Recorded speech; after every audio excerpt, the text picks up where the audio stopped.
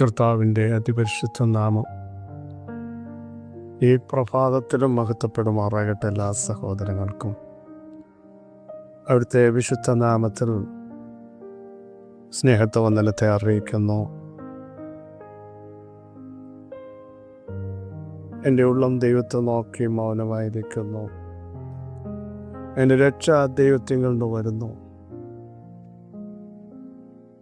എൻ്റെ രക്ഷ, എൻ്റെ മഹിമയും ദൈവത്തിൻ്റെ പക്കലാകുന്നു.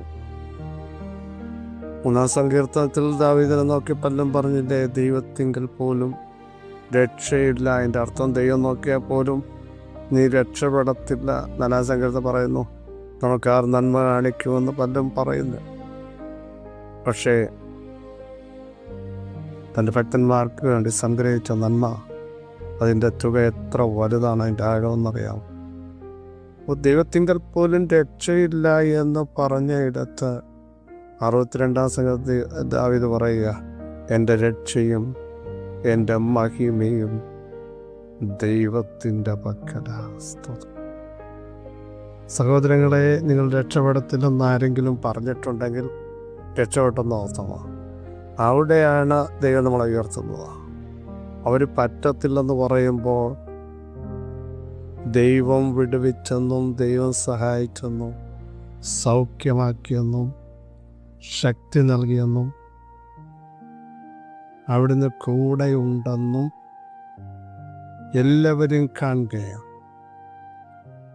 ഹോവ നമ്മൾ വൻ കാര്യങ്ങളെ ചെയ്തു എന്ന് ജാതികളുടെ ഇടയിൽ പോലും പറയത്തക്ക രീതി 126-ാം സംഘത്തിൽ വായിക്കുന്നവർ പറയത്തക്ക രീതിയിൽ അവിടുന്ന് അത്ഭുതങ്ങൾ ചെയ്യും. ഇന്നും അത്ഭുതങ്ങൾ തീർന്നു പോയിട്ടില്ല. ദൈവപ്രവൃത്തിയെ നമ്മുടെ തൂക്കുകെട്ട കൊണ്ട് നമ്മൾ അളക്കരുത്, നമ്മുടെ ബുദ്ധി കൊണ്ട് അളക്കരുത്.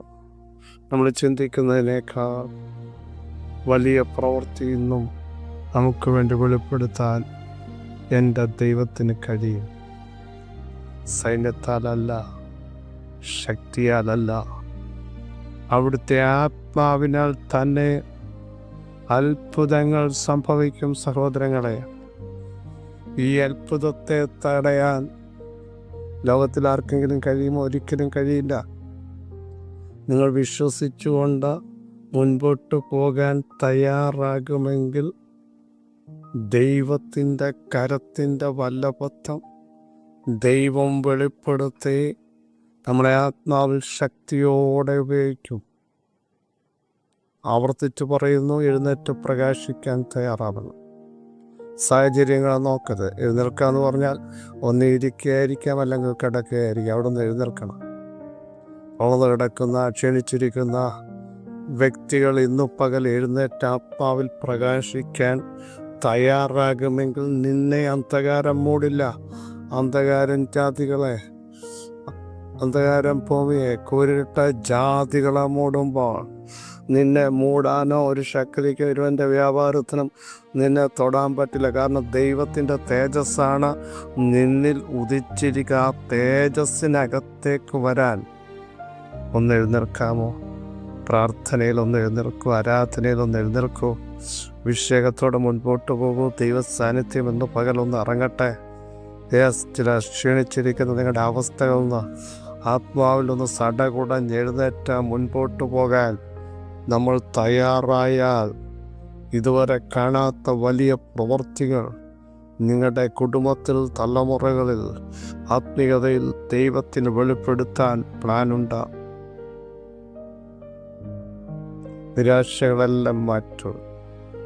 ആത്മാവിലൊരു കുതിപ്പിന് വേണ്ടി ഏൽപ്പിക്കൂ. എല്ലാറ്റിനും സ്തോത്രം ചെയ്യുവീൻ. ഇതല്ലോ ക്രിസ്തു യേശുവിൽ നിങ്ങളെക്കുറിച്ച് ദൈവത്തിൻ്റെ ഇഷ്ടം. ഒന്ന് സ്തോത്രം ചെയ്യാമോ? കർത്താവിൻ്റെ കൃപ ഇന്നു പകൽ വ്യാപരിക്കട്ടെ. ദൈവ സാന്നിധ്യം ഇന്നു പകൽ അനുഭവിക്കട്ടെ. യേശുവിൻ്റെ നാമത്തിൽ നമുക്ക് ആത്മാവിൽ ഒന്ന് കുതിക്കാം. ദൈവശക്തിയിലേക്കൊന്ന് മടങ്ങി വരാം. ബലഹീനതകൾ ഇന്ന് പകൽ കർത്താവ് എടുത്തു മാറ്റാൻ ആഗ്രഹിക്കുന്നു. അവിടുത്തെ ബലം കൽപ്പിക്കാൻ ആഗ്രഹിക്കുന്നു. ആർ അവിടുത്തെ സന്നിധിയിലൊന്ന് സമർപ്പിക്കും. കർത്താവെ, എന്നെ ഉപയോഗിക്കണമേ, എന്നെ എഴുന്നേൽപ്പിക്കണമേ, എൻ്റെ വിഷയത്തെ ഒന്ന് ടച്ച് ചെയ്യണമേ, എൻ്റെ അവസ്ഥകളിൽ നിന്ന് എനിക്കൊന്ന് പുറത്തു വരും. അത് നാളുകളായി ആഗ്രഹിക്കുന്നു, കഴിയുന്നില്ല. ഒരു ദിവസം തീരുമാനമെടുക്കുക, അടുത്ത ദിവസം വീണ്ടും ഡൗൺ ആകുന്ന പ്രത്യേക അവസ്ഥകളിലൂടെ ഞാൻ കടന്നു പോകുന്നു. ഇതിനകത്തൊരു വലിയ വിടുതൽ സംഭവിക്കണം. ഞാനത് ആഗ്രഹിക്കുന്നു. എനിക്ക് പുറത്തു വരണം. എനിക്ക് ആത്മാവിൽ പ്രാർത്ഥിച്ച് മുന്നോട്ട് വരണം.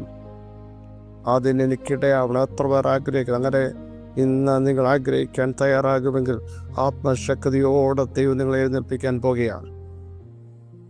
1 യോഹന്നാൻ 2:20 നിങ്ങളോ പരിശുദ്ധനാൽ അഭിഷേകം പ്രാപിച്ച് സകലവും അറിയുന്നു. നിങ്ങളോ പരിശുദ്ധനാൽ അഭിഷേകം പ്രാപിച്ച് സകലവും അറിയുന്നു.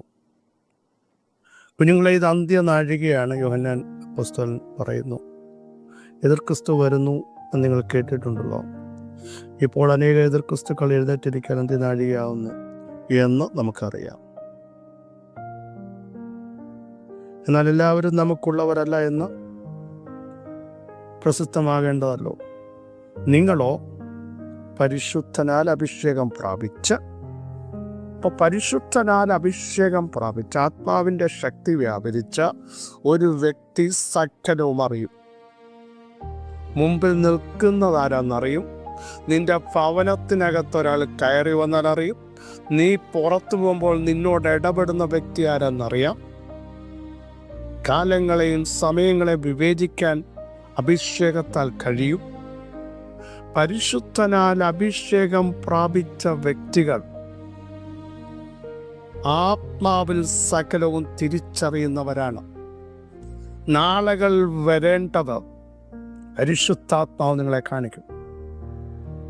തലമുറകളെ പറ്റി, അവരുടെ ഭാവിയെപ്പറ്റി, നിങ്ങളുടെ മിനിസ്ട്രിയെപ്പറ്റി, നിങ്ങൾ അനുഭവിക്കുന്ന സകല വിഷയങ്ങളും അറിയിക്കുന്ന സത്യത്തിൻ്റെ ആത്മാവ് വരുമ്പോൾ അവിടുന്ന് സകലവും നമ്മളെ അറിയിച്ചു തരുമെങ്കിൽ പരിശുദ്ധനാൽ അഭിഷേകം പ്രാപിച്ച നമ്മൾ സകലവും അറിയും.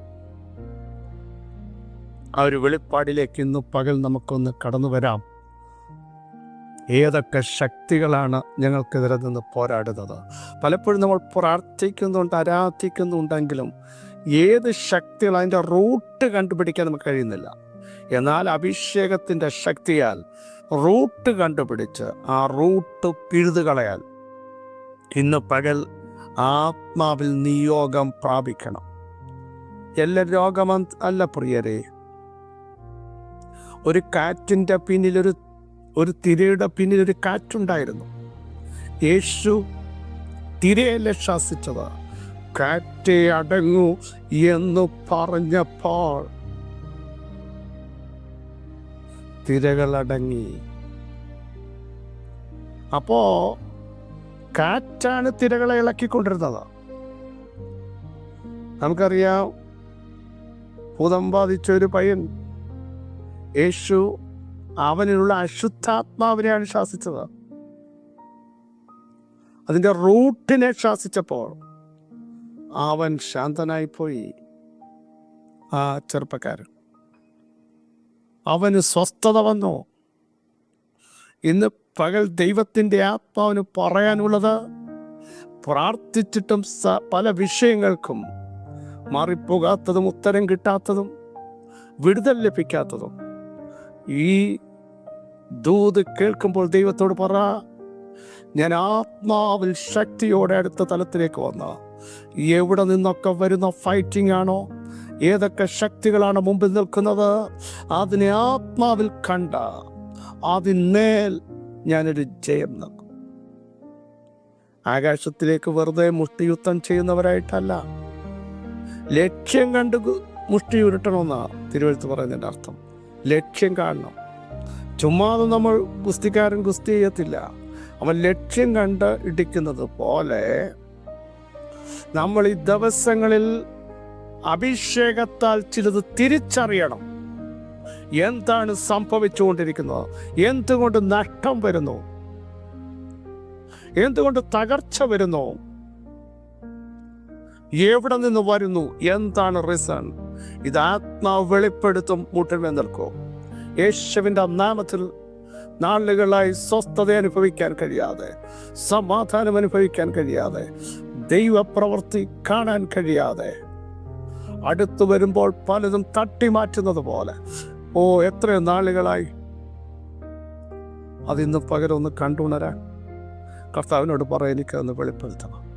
അഭിഷേകം വന്നാൽ ആത്മീയനത് തിരിച്ചറിയും, സകലവും അറിയും. ഏത് ശക്തിയെ വരുന്നവരെ തിരിച്ചറിയാൻ കഴിയണം. ദൈവഗതമില്ലാത്ത ബന്ധങ്ങളെ തിരിച്ചറിയാൻ കഴിയണം. അഭിഷേകത്തിന്റെ ശക്തി എൻ്റെ തലമുറയുടെ വിവാഹ ജീവിതം, അതിനോട് പറ കർത്താവ് എനിക്കത് വെളിപ്പെടുത്തി തരണം. പ്രാർത്ഥിച്ചു തുടങ്ങും. എടുക്കാൻ പോകുന്ന ചില സ്റ്റെപ്പുകൾ എന്നെ അറിയിക്കണം, എങ്ങനെ ചെയ്യണം. ഇപ്പോൾ അനുഭവിക്കുന്ന ചില വ്യഥകൾ എങ്ങനെ വന്നു തിരിച്ചറിയണം, അതിനെ ശാസിക്കണം. യേശുവിൻ്റെ നാമത്തിൽ ദൈവസാന്നിധ്യം എന്ന് പകൽ ഇറങ്ങണം. പരിശുദ്ധാത്മാവ് ശക്തിയോടെ ഈ പകൽ വ്യാപരിക്കുക യേശുവിൻ്റെ നാമത്തിൽ. നാളുകൾ ഒന്നു മാറി മറ്റൊന്നായി അസ്വസ്ഥമാക്കുന്ന മണ്ഡലങ്ങളുടെ അടിവേരുകൾ സ്വർഗം ഇന്ന് പകൽ കാണിച്ചു തരാൻ ആഗ്രഹിക്കുന്നു. എത്ര പേർ അതിനുവേണ്ടി ഒരുങ്ങുന്നു പ്രാർത്ഥനയിൽ? കർത്താവേ, അതിന് ഞാൻ ആത്മാവിൽ ബ്രേക്ക് ചെയ്യാൻ ആഗ്രഹിക്കുന്നു. നിങ്ങളുടെ മേൽ ദൈവ സാന്നിധ്യം ഇറങ്ങുക. ഒരു അസാധാരണ പവർ വ്യാപരിക്കുക.